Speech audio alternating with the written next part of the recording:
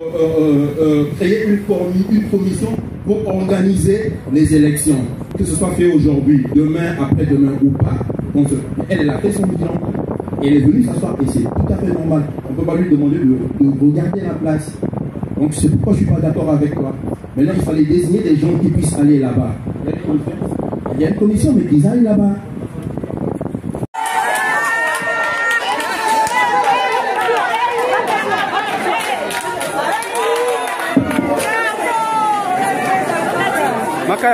Makaya. Moi je sors allô, mes frères et sœurs.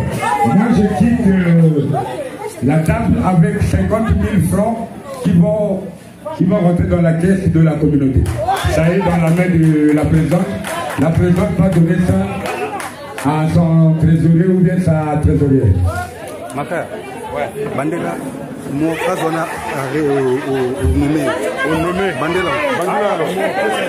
Bandela Frazoan. Oui.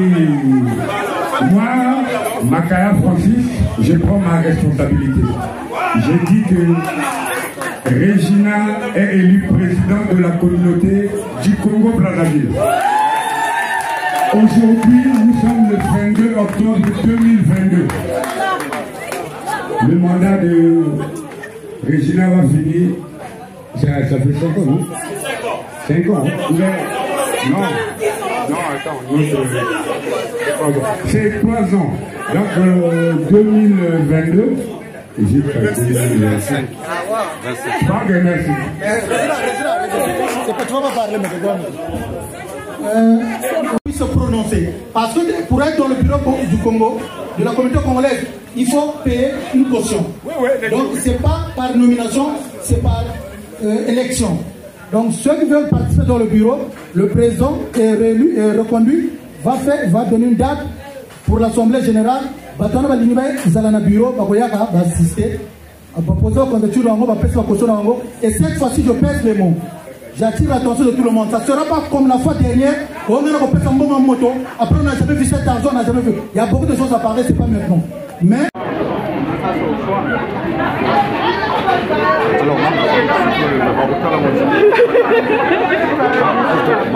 Bonsoir.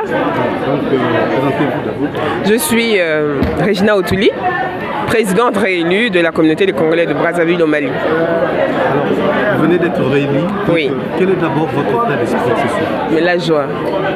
La joie. Je suis très contente. Parce que j'ai voulu que ça se passe rapidement et brièvement. On n'est pas nombreux. Il n'y a pas des choses à compliquer.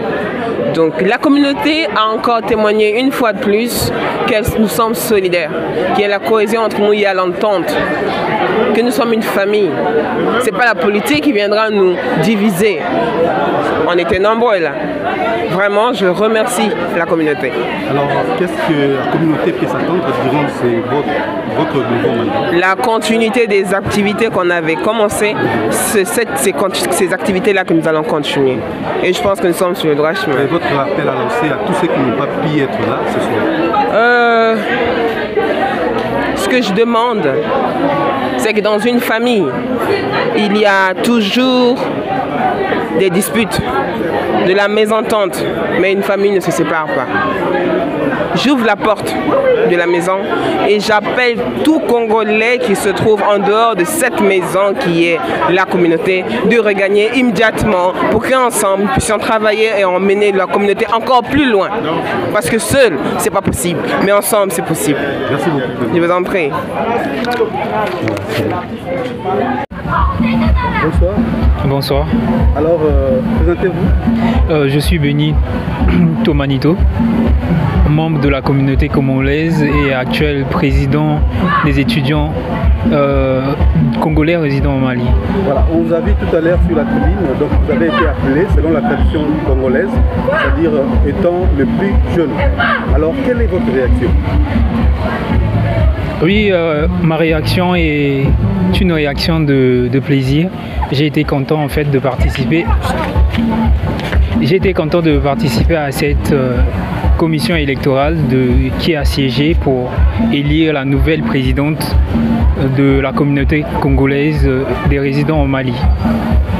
Alors, Votre réaction par rapport à tous ceux qui n'ont pas assisté à ces scrutins, qu'est-ce que vous pourriez dire? J'aimerais bien dire que l'on doit rester soudés. C'est quelque chose de primordial, surtout que nous sommes loin de notre pays. Et comme le disait si bien François Mitterrand, lorsqu'un homme a tout perdu, la patrie est le seul bien qui lui reste. Donc c'est extrêmement important d'assister et de participer aux différentes réunions en fait, de la communauté. Ce n'est que en ayant cette approche-là que la communauté va gagner en puissance et la communauté en fait, il va se créer des liens entre tous les membres de la communauté.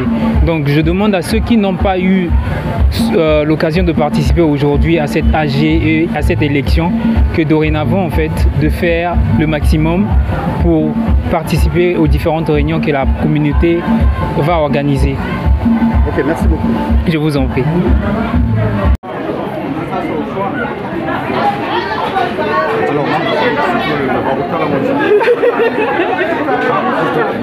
Bonsoir. Je suis Regina Otuli, présidente réélue de la communauté des Congolais de Brazzaville au Mali. Alors, vous venez d'être réélue. Oui. Quel est d'abord votre état d'esprit ce soir? Mais la joie. La joie. Je suis très contente. Parce que j'ai voulu que ça se passe rapidement et brièvement. On n'est pas nombreux.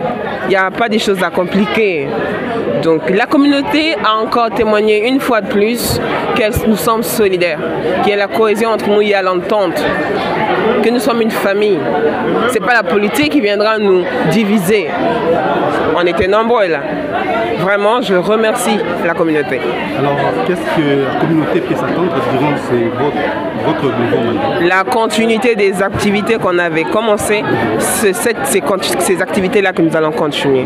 Et je pense que nous sommes sur le droit chemin. Et votre appel à lancer à tous ceux qui n'ont pas pu être là ce soir? Ce que je demande, c'est que dans une famille, il y a toujours des disputes, de la mésentente, mais une famille ne se sépare pas. J'ouvre la porte de la maison et j'appelle tout Congolais qui se trouve en dehors de cette maison qui est la communauté de regagner immédiatement pour qu'ensemble nous puissions travailler et emmener la communauté encore plus loin. Parce que seul, c'est pas possible, mais ensemble, c'est possible. Merci beaucoup. Je vous en prie. Voilà, bonsoir monsieur. Monsieur, bonsoir. Je suis Sissé Mamadou, secrétaire général de la FECAM. Donc nous venons là d'assister aux élections qui ont été organisées à la communauté congolaise de Brazzaville qui vont au Mali. Alors, qu'est-ce que vous avez constaté, vous étant membre de la FECAM? Le premier constat aujourd'hui, c'est, je vais dire que je suis heureux parce que votre communauté est dominée par les femmes, alors que aujourd'hui dans les textes, on parle de 50-50. Si les femmes ont le courage de prendre la présidence, de se lever pour dire qu'il faut mettre les Congolais ensemble, c'est salutaire. Ça, c'est le premier constat. Donc, dans ces cas, qu'est-ce que vous avez opté, c'est-à-dire pour l'organisation, les prochaines organisations qui sont dans les FECAM? Les prochaines organisations des élections ou de... Pour ne pas avoir des cacophonies? Ouais, pour ne pas avoir des cacophonies, en fait, les communautés ne viennent pas aux informations. Nous invitons les communautés à venir aux informations. Chaque pays a ses textes. Et aujourd'hui, l'État du Mali reconnaît la Fédération des communautés africaines. Les différentes communautés sont affiliées à la Fédération des communautés africaines. Donc, il faut venir vers les dirigeants de ton pays pour savoir les réalités des Africains, de la diaspora. Comment est-ce que la diaspora est dirigée aujourd'hui par le Mali? Parce qu'il faut le dire, l'État du Mali est très bien organisé dans ce sens-là. Et que quand un Africain a un problème net, que la Fédération des communautés africaines est saisie, tout de suite l'État du Mali prend le problème à bras le corps. Et ça, c'est très important. Il faut que les gens le sachent. C'est très important, quelle que soit la personne. Mais il faut être enregistré au sein de ta communauté. Il ne faut pas rester en marge de la communauté. Là, ça devient un problème. Parce que quand on appelle le président de ta communauté qui dit qu'il ne te reconnaît pas, là, la FECAM ne peut pas intervenir. Voilà, merci.